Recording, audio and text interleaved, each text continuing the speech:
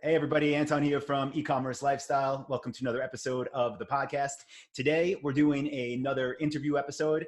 I'm speaking with Jeffrey Tottenham. If you're part of Dropship Lifestyle, you'll definitely recognize his face or his voice most likely because he has spoken and helped out a ton of students through our coaching program. So Jeff's been with Dropship Lifestyle for a long time now. Not sure how long, but I know store's been up and running and growing for 4 years, which is huge. So Jeff, thanks for being here. Appreciate you hopping on the call. Yeah, good to see you, man. Thanks for having me.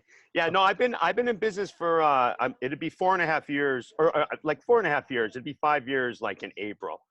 Okay. So yeah, that I've been just going at this full go. Yep. And definitely taking advantage of the lifestyle side. You know, we're friends on Facebook. I see all the snowboarding and golf, and yeah, that's it's a fun life. I got to actually stop partying and skiing and golfing so much because I got so much to do to the business. But yeah, it does, man. It's been life-changing for me. Yeah. So that's actually something that, I guess we could start off. Like, I know a little bit of your backstory just because we've spoken at previous retreats, but yeah, most people, I'm sure, like when they talk to you from the community, it's probably just like, Google ads, optimization and things like that. But can you just tell people, I guess, like what your previous life was and how you got into e-commerce? Yeah. So I started the business about 4.5 years ago. At that point, I was running large health clubs. The last club that I was working at had like 13,000 members. I had like 150 people working for me. So I was working like 15 hours a day. It was nuts. And I had like been searching for a new business online for a couple of years. And I had read the 2-Hour Work Week. Yeah. Of course, right? So I recognized the drop shipping model, but didn't actually get into it for about 2 years until I found your course. Price point I was at on your course was $700. Okay. Yeah. The first 500 people or so, maybe 1,000. Yeah. I got the course. I was still working, and I built a site. It was my first. Well, it was the first site I built. I built it for like a deck box niche, like deck boxes, like storage box. Yeah, like storage boxes for outside. So, I got it going. I mean, the site was a disaster, but I got my first sale like within the first month, and I was just like, I knew that I could do it. And funny enough, it's kind of a crazy story. I went to this like Tony Robbins seminar, right? It was like a 4-day thing. One of those things where you like walk on fire and all that. Oh yeah. The next day I was like, screw it. I freaking quit my job.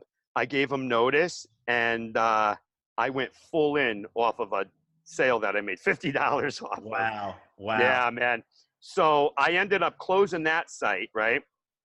And then I started up the site that I currently have, right?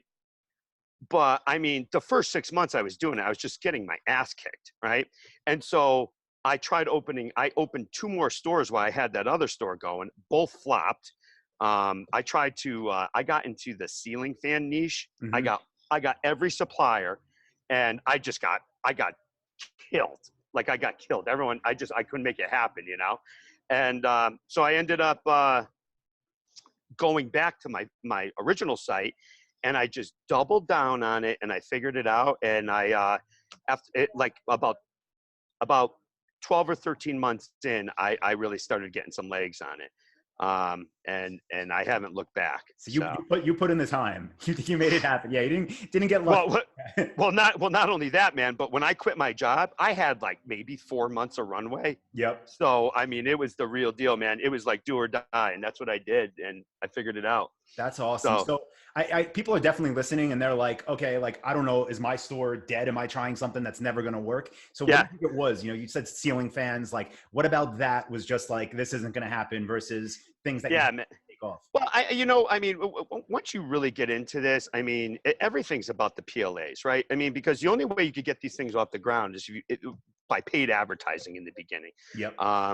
And I basically, I mean, now when I look for suppliers, I'm looking for suppliers that have less than 20 competitors in the PLAs, or actually less than 10. Mm-hmm. And I kind of found a way, where I find these smaller up and coming, manufacturers, man, and like I put them on the map, and then I just I end up owning their stuff, a couple years in, and it's been working out, so it's just about you got to dig and find the right suppliers. It's Yeah. all about the suppliers. That's what I preach. And that's so huge because people think, from day one, like, oh, I just want these 3 gold suppliers. But like you said, you get your foot in the door with the ones that are up and coming, then you're the one that's going to have that better pricing in a few years. You're going to have the best support from that company. You're going to get the inventory they have, and you're just going to be able to dominate that company. Yeah. It's a slower burn that way. Right. Mm-hmm. But, I mean, I got a nice solid foundation, and, of course I'm in like the worst, like hyper competitive furniture niche you could be in, of course. Yeah. But I'm making it work, man. So awesome. I love it. So, again, like 3 years since you actually got like the ball really rolling, making money from it, you obviously have a lot of wins along the way. What I love about you is I know you just didn't build it and sit back to see like, oh, okay, now I make this money. Like, you're always doing new things. You're always experimenting. Oh yeah. You got to do. Yeah. So yeah, obviously a lot doesn't work, but for the things that do work, what are the recent things that you have had that you think would be helpful to share with people? Okay, so I mean, I listed out a bunch, and I'll give you some game changers. So I mean, the first thing that really helped me out was about 2 years ago. I switched over to the Google Shopping app, which is now currently the Google Shopping app in the course. That was huge because I was sending maybe 1,800 SKUs at that point to Google, and when I flipped it around, I went from 1,800 to 25,000 SKUs. Oh, game changer, man. I mean, that was the real deal. And I have images for all the different colors. Yep. So, I mean, that was huge. And then, I mean, that Google Shopping app, actually that connects with judge.me, which is a review thing. Yep. And so I could curate my own reviews, right? And then send the star reviews into my shopping ads. And my click-through rate like went through the roof. So like, it all just kind of, that was like a huge move. That really made a difference for my business. And then from there, the next thing that really helped out was I had like all custom emails done, like abandoned cart sequences, the whole thing, the whole buyer experience, shipping notifications, everything. And that like, I mean that just like a pop-up strategy, all that. Yeah. And I mean that vaulted the business even higher. So those were like 2 big moves that really helped out a lot. Yeah. And then like recently, I've been doing a lot of search text campaigns for the brand names, the manufacturer names, and like just using like modified broad match, exact match, and a little bit of phrase match, and just like really dialing them in. And it's just like 20x returns right off the rip. Yep. Yeah, I think that's important to talk about too, because I know you do talk, a good amount about return on ad spend. Yeah. And people, especially when they're new, they're like scared and they don't know what could be realistic. And, they might think like, oh, well, like, how am I ever going to get profit out? But I know the numbers that you're showing your Google account are just like crazy high. So you're seeing 20x or, like search text ads right now. So what that means for everybody listening is like, if you spend $1,000, you can get 20,000 in revenue. And I know for a lot of your shopping campaigns, you're even like above that, right? I mean, some of my good brands, I mean, I'm getting, 20, 30x. I got one guy I'm getting like 40x returns. And then I got a couple students getting 40x returns. Yep. And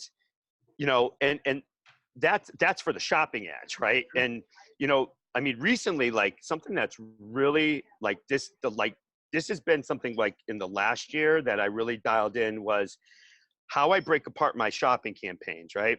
And you probably do the same thing, but I have an alpha beta campaign, and then I do every brand as an ad group. Mm-hmm. So I separate my ad groups by brand, and then my product waterfall for the ad group goes, so you select brand, product type, item ID, and how that really helped is when you separate by product type, you can start getting benchmarks for all the different categories. And then you dial in your bids, and then basically you basically got to find like the sweet spot for impression share for your betas, right? Because like every niche is different. Like some niches you got to be at like 20%. I got guys that are like 50% search impression share on their betas, and they're getting like 20x returns. You know what I mean? So it's like, so like that's kind of like the art of it. But like I keep my impression share for the alphas pretty much, 80, 90%, even 100. And actually what I found with the alphas is if you bid too high, you start getting generic traffic. Yeah, they'll seep through somehow. I don't know. Yeah. So once you find that sweet spot, man, that's how you get the returns. Yeah. And I like that you said that, because it really is, right? There's like a framework, but the numbers are still the unknowns. That's where you have to actually be in there and analyzing and making decisions. Yeah. And every niche I coach, it's different. Like there's no black and white, it's like you got to like feel it out and test it. But once you get there, man, it works. Oh yeah. And I haven't even touched Facebook stuff. I mean, I'm getting like 20x returns on my Facebook, and like my campaigns are nonsense. Like I haven't even got to it. I haven't even got to it. It's just nuts. It's like a basic remarketing campaign going. Yeah, so I got remarketing campaigns, and and I basically broke up the budgets just kind of based on how many days out they are. Yep. But like I've been listening to some of your stuff. I haven't had time to get up to date on it. But like Facebook, this year, Facebook's going to be my focus. I mean, I don't know what type of returns you're getting for your e-com sites, but I don't see why I can't get 50% return. Yeah, no, it's insane. 50x. It's insane. Yeah. It is. Yeah, it's easy money. Like because it's spending a ton. It's not scalable. I say that, but like I wish I could say like, okay, well, I'm just gonna 50x my budget tomorrow. Then it's not. But for what it is, yeah, it's great. It's like a no-brainer to set it up. Facebook's literally Google when the clicks were 5 cents right now. Yeah, it still is. I mean, people it's like jump on the boat, guys. It's not going to be like this forever. 100%. Yeah. So I want to say one more thing, because you had sent in something that you're doing with your header bar, right? And customizing where you're offering discounts, because that's huge too. People like I do the group calls with Dropship Lifestyle members, and we had one yesterday, the first Wednesday of every month. Yeah. And people are like, I have these 3 suppliers I'm getting my sales for. I can't offer discounts because the margin's not there. And I say like, well, there's different ways you negotiate with supplier, but you also just can't have, if that's the case, you can't just have a flat discount that you're giving everybody, because why sell at a loss when the goal is to be profitable every sale. So I want to talk about like what you did there to kind of that. So, I mean, I got this app that you could create header bars based on collections. So basically I have header bars for every one of my brands, but they have different messages based on what the margins are, right? So I could give different offers. I could say, all right, hey, if you like for my good brands, I could say, hey, if you could hit this minimum purchase value, I could do 10% off instead of 5% off. And so every one of my brands has different messages. Even different product page have different messages. And that has helped tremendously to get the big orders, right? Like where you try to get those volumes, like, hey, you want 20% off? Here's your mark you got to hit. So that really helped a lot. And, and then I have I put as like a blanket pop-up as an exit intent. I said, $50 off your first order, minimum purchase value of like 400, whatever, right? That's kind of my blanket offer. And what's amazing is half the people, even though they could have got 10% off this huge order, they just take the $50 off. They don't see the bar. Yep. So it's like you don't miss them either way. So I've been playing around with that, and it really that right there helps so tremendously, because you got these low margin brands on your site, but then you got the high margins, and you can't just put one offer. So I've been doing that with students too, and they're definitely getting results from that. Yeah, because at the end of the day, if people don't want 5% off that one, don't buy it. Okay. Yeah. Work. Yeah. So the technology you're using, like what app are you using for the exit intent $50 off? Using Privy or something else?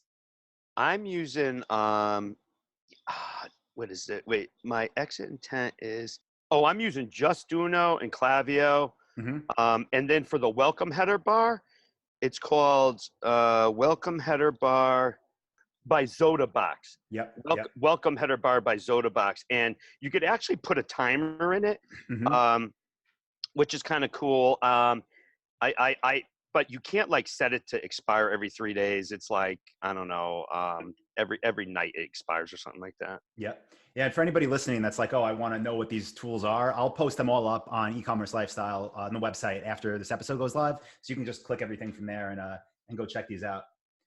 But yeah, those are definitely like all really good tips. And like, honestly, if you're up and running a store and you're not doing these things yet, do them. Oh, Yeah. I got one more hack for you guys too. That I'm having success with Bing, and so Bing, right? You can't use the alpha beta structure because the priorities don't work, right? Mhm. But you kind of can. So what I found is I'll run an alpha with higher bids, and then I just plow negative keywords into the alpha, all the generic stuff, and I'm getting my Bing to look like my Google campaigns now, which is great because I was getting killed on Bing for a while. So with that, like what would you say, like percentage of budget? Let's just say you spent $100 in ads on Google. What would you spend on Bing in the same time period? On Yeah. Bing? So if I spent like 6,000 in a month on Google, I'm going to spend like 1,200 on Bing. Yep. Okay, cool. So we're about the same. Yeah, we typically do. It's like 20% usually that we're putting in there because it works. And like you said, there's a little bit you got to customize, but definitely worth, clicking a few things, transferring your campaign over. And And then I mean the search text convert on Bing like crazy. You have to use exact match, and you have to use just phrase match. But as long as you do that, man, I mean that works like crazy too.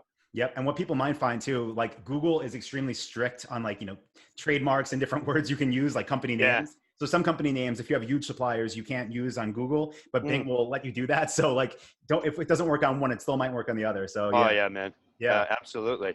Awesome, man. Well, I appreciate it. Those are great tips. Again, I think everybody can implement a lot from this. Do you have any questions for me? Anything you need help with? Yeah, I do. So when you're coaching, like at what point do you tell a student to pull the trigger? Because I mean, I struggle with this. It's really, really tough. So part of what I've been trying to do, on these interviews and sharing these is honestly trying to get people to talk about failures too. Yeah. And what I've been trying to get out of people, a lot of it is like, oh, this store failed, but it wasn't because just of the products. It was because of me. And I think a lot of times that is it. Like, for example, I spoke to Joe the other day, and he said like he had some stores that didn't work, but his store that did worked because of those other two. So it's really it is about persisting. It's really tough. I basically tell people like, listen, if you're not going to do it, then just don't put the time in, because it's one of those things like you have to go all in on. Like you said, you quit your job. I don't think people have to quit their job. I mean, if you're managing 150 employees, you probably have your job. But if you have like a normal work schedule, it can happen. But like people will ask me like, oh, I can't do anything for 3 months. Like, should I start now? And like nothing's going to happen if you don't do it. So I guess trying to tell people to be serious about them, like with themselves. Like, are you going to do what it takes, or are you not? And if you're really not, it's fine, but accept that sooner than later. So I try to put the decision on them and make them really think about it, because it's not for everybody. Not everybody can push through.